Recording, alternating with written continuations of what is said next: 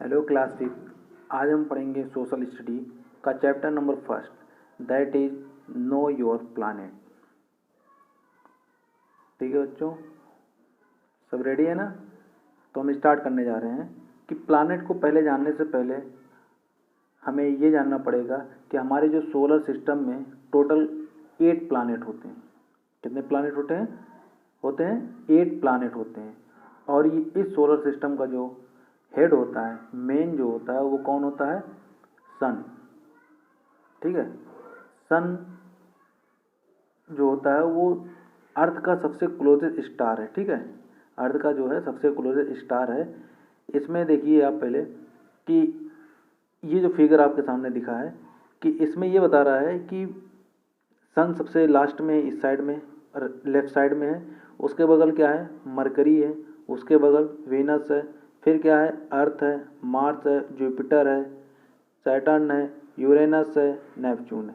ये सभी जो 8 दिए गए हैं, 8 छोटे छोटे बॉल टाइप दिख रहे हैं ना, वो सब प्लानेट हैं। ठीक है, और हमारा जो अर्थ थर्ड नंबर पे, सन से थर्ड नंबर पे अर्थ है। ठीक है, तीसरे नंबर पे। तो इसमें ये देखिए कि अर्थ का जो सबसे क्लोजेस्ट स्टार होता है वो कौन सा होता है? सन होता है। ठीक है, और जो दूसरे नंबर का जो सबसे करीब का स्टार होता है उसको कहते हैं प्रॉक्सिमा सेंचुरी। प्रॉक्सिमा सेंचुरी जो कि अर्थ का सेकेंड क्लोजेस्ट स्टार माना जाता है। ठीक है, अब हम सोलर सिस्टम के सदस्यों के बारे में पढ़ेंगे। सोलर सिस्टम के सदस्यों के बारे में बताएं कि सबसे करीब कौन है? जो मरकरी है, जिसको कहते हैं बुध। सूर्य के सबसे करीब कौन सा ग्रह है? मरकरी है। ठीक है, बुध जिसे कहते हैं। फिर उसके बगल वीनस है, जिसको शुक्र कहा जाता है। ये अर्थ की जुड़वा बहन मानी जाती है इनको। ठीक है, अर्थ का जुड़वा बहन कहा जाता है इसको। और थर्ड नंबर पे जो आता है अर्थ है, जिसपे हम लोग रहते हैं। ठीक है, और ये एक ऐसा प्लानेट है जिसपे क्या है कि जीवन संभव है। यही एक ऐसा प्लानेट है पूरे सोलर सिस्टम में कि जिसपे क्या है? लाइफ पॉसिबल है। फिर उसके बाद आता है मार्स। ठीक है, मार्स क्या है? मार्स में होता है मंगल ग्रह। ठीक है, फिर उसके बाद जुपिटर। जुपिटर जो होता है, इसका मतलब ये होता है बृहस्पति। बृहस्पति सबसे बड़ा ग्रह है। ठीक है, सबसे बड़ा ग्रह कौन सा है? बृहस्पति। और सबसे छोटा जो ग्रह है वो कौन सा है? मरकरी है। फिर उसके बाद आता है सैटर्न, जिसको शनि कहते हैं। ठीक है, फिर उसके बाद आता है यूरेनस। यूरेनस मतलब अरुण। फिर नेपच्यून मतलब वरुण। ये सभी पूरे कितने प्लानेट हैं? हमारे 8 प्लानेट है। ठीक है, अगर कभी पूछा जाए कि सूर्य के सबसे करीब का जो प्लानेट है वो कौन सा है, तो क्या जवाब होगा? बुध। ठीक है, और देखते हैं कि और जो अगला क्वेश्चन एक से बन सकता है प्लानेट के ऊपर कि जो अर्थ की जुड़वा बहन किसे माना जाता है? अर्थ की जुड़वा बहन किस ग्रह को कहा जाता है? तो वो कौन सा ग्रह है? वेनस है। वेनस में शुक्र ग्रह को कहा जाता है। एक बताओ, ये प्लानेट जो होते हैं वो क्या करते हैं कि सन के चारों तरफ रिवॉल्व करते हैं, चक्कर लगाते हैं। ठीक है, और सबकी अपनी अपनी ऑर्बिट होती है। अपनी अपनी ऑर्बिट होने का मतलब कि सभी का अपना अपना एक रास्ता होता है। वो सन के चारों तरफ अपना क्या करते हैं? रिवॉल्व करते हैं। और कुछ साल पहले क्या था कि एक और ग्रह इसमें हुआ करता था जिसका नाम था प्लूटो। ठीक है, प्लूटो जो है कि इसको ग्रह की श्रेणी से क्यों निकाल दिया गया? क्योंकि ये जो है कि अपनी ऑर्बिट से दूसरी ऑर्बिट में चला जाता था, इस वजह से क्या। अब हम आते हैं चैप्टर पर। Chapter first, know your planet. First paragraph, our earth is a unique planet. It is the only planet in our solar system that has water and air. Our Earth has land masses and water bodies. The large land masses are called continents and the large water bodies are called ocean. इस paragraph में क्या कह रहा है कि पृथ्वी एक unique planet है, अद्वितीय प्लानेट है। ठीक है, हमारा जो सौर मंडल है उसमें यह एकमात्र ऐसा ग्रह है जिसमें पानी और हवा पाया जाता है। ठीक है, हमारा अर्थ जमीन और जल से बना हुआ है। ठीक है, और इसमें देखिए कि जमीन और अर्थ, लैंड एंड वाटर से बना हुआ है कि पूरे अर्थ में लगभग 3/4 पार्ट क्या है? वाटर है। एंड 1/4 पार्ट क्या है? लैंड है। ठीक है, बड़ी भूमि वाले निकायों को क्या कहा जाता है, कॉन्टिनेंट मीन्स महाद्वीप कहते हैं। और कुल महाद्वीप कितने हैं, 7 महाद्वीप हैं। और बड़े जल निकायों को ओशियन कहा जाता है। ओशियन मीन्स महासागर कहते हैं। कि इस पैराग्राफ में देखिए 2 टर्म ऐसे आए हुए हैं। कौन कौन से टर्म हैं, कॉन्टिनेंट एंड ओशियन। ठीक है, कॉन्टिनेंट एंड ओशियन। आइए कॉन्टिनेंट के बारे में पहले सीखते हैं।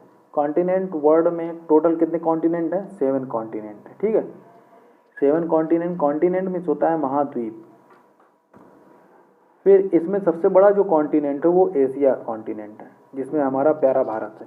ठीक है, और फिर उससे जो छोटा है अफ्रीका, फिर north America, south America, Antarctica, Europe and Australia. ये 7 कॉन्टिनेंट हैं।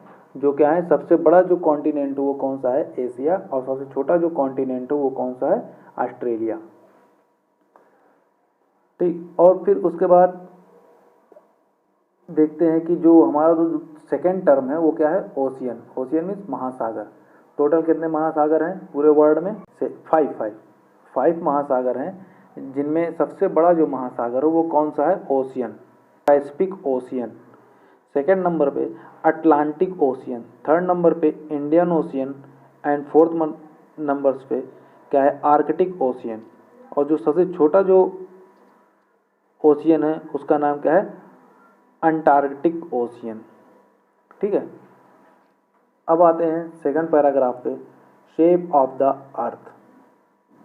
इन ancient time people believe that the earth was flat and has steep edge. Ferdinand Magellan, a Portuguese explorer, sailed around the world and proved that the earth is round. Picture taken from space has also proved that the earth is like a sphere. It is round but is slightly flattened at the top and at the bottom. इसका मतलब ये हुआ कि पहले के लोग का ये मानना था कि अर्थ क्या है, एकदम फ्लैट है, सपाट है। ठीक है, और किनारों पर कैसी है, खड़ी हुई है। जैसे कि हम लोग को दिखता है ना इधर उधर चारों तरफ, हम लोग जो देखते हैं कि सिर्फ फ्लैट पार्ट ही देख पाते हैं। ठीक है, और जो बहुत दूर देखते हैं तो ऐसा लगता है कि किनारे जाके कहीं आसमान गिरा हुआ है, मतलब एकदम वहाँ पे कैसा है, एकदम खड़ा हुआ है। ठीक है, फर्डिनेंड मैगेलन एक पुर्तगाल खोजकर्ता थे, एक्सप्लोरर थे। ठीक है, उन्होंने पूरी दुनिया के चारों तरफ घूमा और सिद्ध किया कि, और बताया कि अर्थ क्या है, गोल है। और अंतरिक्ष से ली गई तस्वीरों ने यह साबित कर दिया कि पृथ्वी गोल है। ठीक है, या गोल होता है, लेकिन टॉप और बॉटम, ठीक है, ऊपर और नीचे से कैसा होता है, फ्लैट होता है पृथ्वी। जैसे ऑरेंज देखे होंगे, ऑरेंज के ऊपर क्या होता है, पर चारों तरफ से गोल रहता है, बट ऊपर क्या होता है, थोड़ा चपटा रहता है, और नीचे भी थोड़ा क्या रहता है, चपटा रहता है। ठीक है, our third paragraph is what is globe. To study the earth we need it model. A globe is a simple and accurate model of the earth. It shows the distribution of land and water on the surface of the earth. We can also see the correct shape, size and location of the continent and ocean on a globe. But we cannot always use a globe to study the earth. इसका क्या मतलब हुआ कि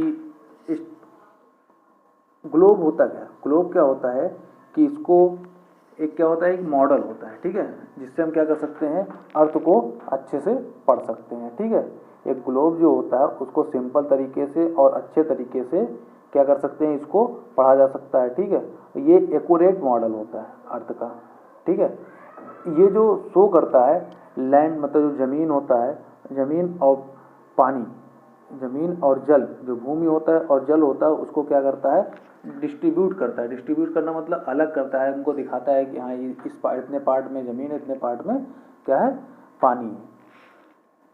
और इसको क्या कर सकते हैं कि इस तरीके से हमको क्या होता है कि एकदम करेक्ट शेप इसका पता चलता है। ठीक है, इसकी साइज़ पता चलती है। ठीक है। जो कॉन्टिनेंट है, ओशियन है जो ग्लोब पर, वो क्या होते हैं, हमको इसकी exact size, location and shape पता चलते हैं। लेकिन अर्थ की स्टडी के लिए हम हमेशा ग्लोब का यूज नहीं कर सकते हैं। आइए जानते हैं ऐसा क्यों। This is because a large globe is difficult to carry around. A globe is small and all the detail of a place cannot be shown on it. We cannot make a globe for a part of the earth. Only one half of the earth can be seen at a time on a globe. मतलब कि globe अगर बहुत बड़ा रहेगा तो हमको इसके चारों तरफ पहुंचना ही बहुत मुश्किल हो जाता है, ठीक है। और अगर मान लो ग्लोब बहुत छोटा है, ठीक है, इस पे जो किसी प्लेस की अगर डिटेल पूरी तरीके से नहीं लिखी जा सकती है, ठीक है, नहीं शो की जा सकती है, ठीक है। और जो है कई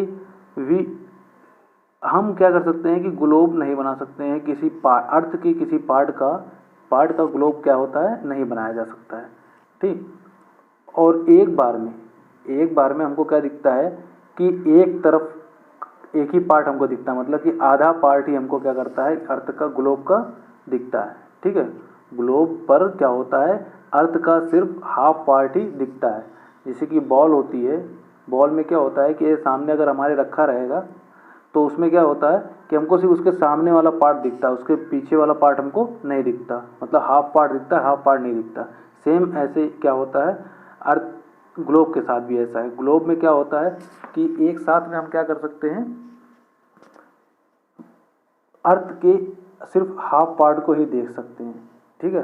अर्थ के अगर फुल पार्ट को देखना है तो हमें किसकी ज़रूरत पड़ेगी, मैप की ज़रूरत पड़ेगी। ये हम नेक्स्ट पैराग्राफ में पढ़ेंगे, ठीक है।